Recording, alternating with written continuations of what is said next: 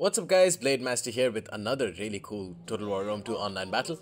This is a friendly match that I fought against Iraklis from the Greek clan. You guys probably know who he is, either by his storied record of wins in Total War Rome 2 tournaments in the past, or the 3 or 4 pretty legendary games that I fought against him, including the one where he whooped my ass as Pontus and the one where I almost won his Masagatai in the unit band tournament. This game is going to be played under the rules of a pretty different tournament, but one that's sure to get you guys hyped. It is the use it, lose it tournament rules. We're not playing, I'm not participating in the tournament, but he is, so he wanted some practice and he asked me if I wanted to play. I was like, yeah, sure. We are playing in the pyramids. He decided to go with Athens, so seeing as... Okay, so before that, let me try and tell you what the rules are for this tournament. The rules are that you can pick max 4 of the same type of unit. On top of that, it's got pretty severe restrictions on the total number of infantry you can bring. Max 4 of the same exact unit. Max 8 total melee infantry, or max 8 sword infantry. Max 14 total infantry, so swords and spears combined, or pikes combined. Max 8 total melee cavalry, and max 4 horse archers, which are included in that cavalry limit. So, with that in mind, it brings a kind of different feel to the power factions. Rome is still a very strong faction, but on top of that, you have factions which have great diversity as a strong contender for power factions, including stuff like Sparta, even Athens maybe. RDI I think is a very good faction that's been underrepresented so far in this tournament. And another faction that I think is going to be very, very powerful is these guys, the Suebi. So I've taken Suebi, and he's taken Athens. I decided to take Suebi as kind of a counter to Athens, which it can serve as a potential hard counter. I brought a total of 4 Germanic scouts, 2 on either flank, and he's got 4 citizen cav, and all 4 of them are going to be on Germanic scout rider duty. Therefore, he's going to have very limited maneuverability, and so am I, because I don't have any other cavalry besides them, and neither does he. I've also got a total of 3 spear levy up in front. Okay, there we go. 3 total Germanic slingers, a total of 4 berserkers who are going to be kept between on the flanks of my 2 sword masters, 2 bloodsworn, and finally 2 wooden as spears. So you can see that I have a total of 1, 2, 3, 4, 5, 6, 7, 8, 9, 10, 11, 12, and 13 infantry total. But all in all, it's a very strong infantry corps, especially with fast charge on. You've got 4 berserkers who can destroy any infantry that the Athenians can bring. 2 sword masters for their sturdiness and general overall badassery. 2 bloodsworn to absorb frontal charges by any Hippeus lances that the Athenians could potentially bring, protecting my otherwise light wooden spears who can destroy both good spears and good swords and good cavalry with their elite spears, their high melee attack, great charge bonus, great melee defense, and cavalry counter tactics against enemy cavalry. Finally, I have 3 Germanic slingers who will trade incredibly cost effectively against, and I don't really like Germanic slingers. I don't think they fit into the Suebi's overall theme, just like I don't like Kushite Chotalai or armored camel warriors for the Tanukids. But they are undeniably useful for a faction like Suebi. They have a 55 missile block chance, one of the highest in the game, or the highest in the game. So they trade incredibly well against a faction like Athens, which relies on their slingers to potentially win out a battle against Suebi. So before we start the match, let's take a quick look at Iraklis' build. Sorry for the slightly longer overview of the armies. I just think it's an interesting setup.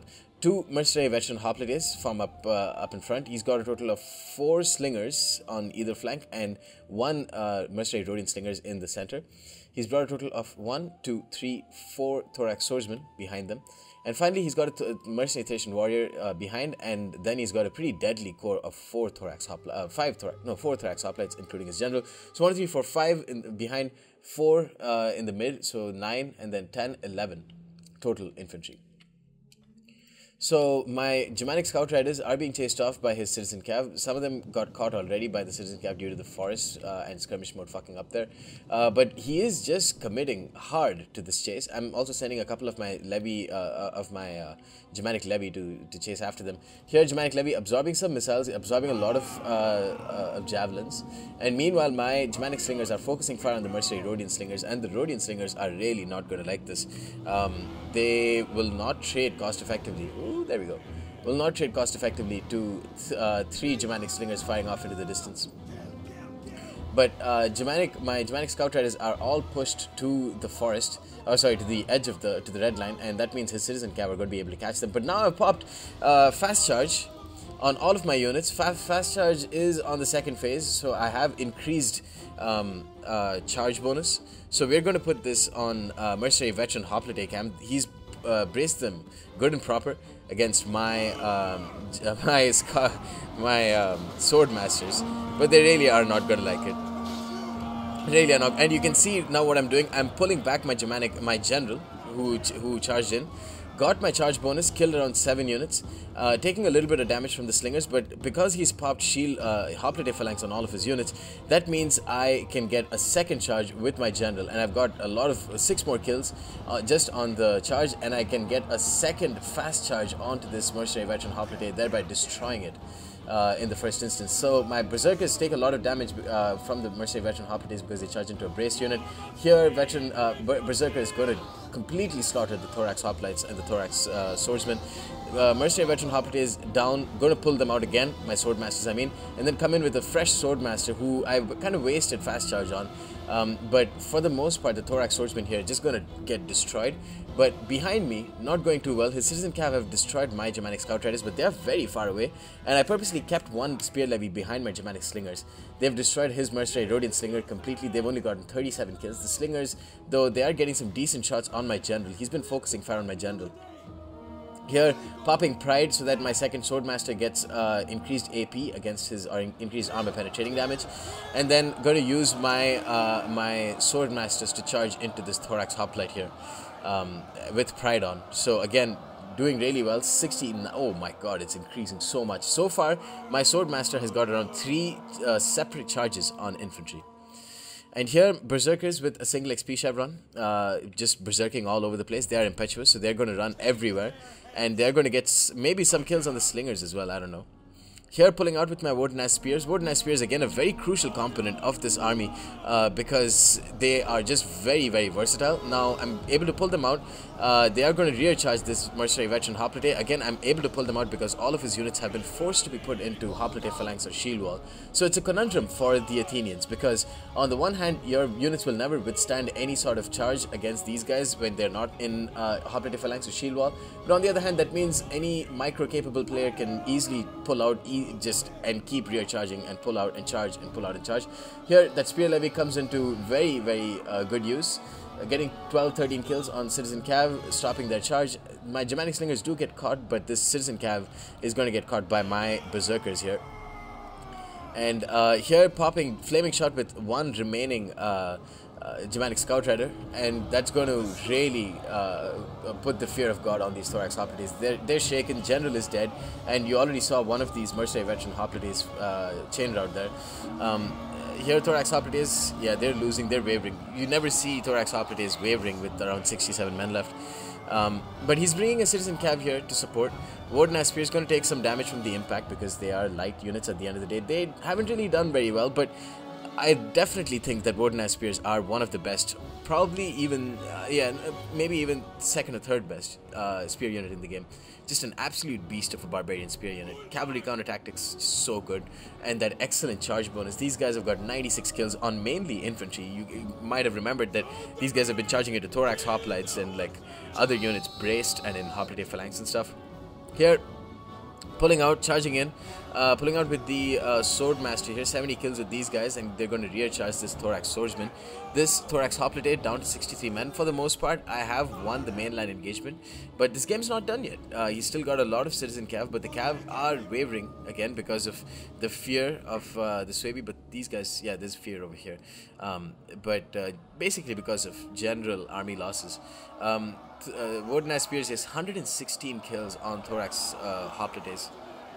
Thorax Hoplite is arguably the strongest unit in the game, arguably the strongest spear unit in the game. And yeah, let's take this. Look at this dude right here. I absolutely need to take a screenshot of this. There's a Thorax Hoplite just laying on the ground, telekinesis. Is it telekinesis? No. What is the levitation? Yeah, he's levitating. Hashtag scenes. Hashtag crazy scenes here.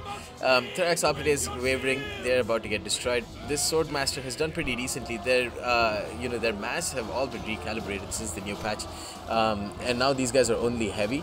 Oh no, they're only medium, but they're still going to do well. Oh no. That epic fight between those two.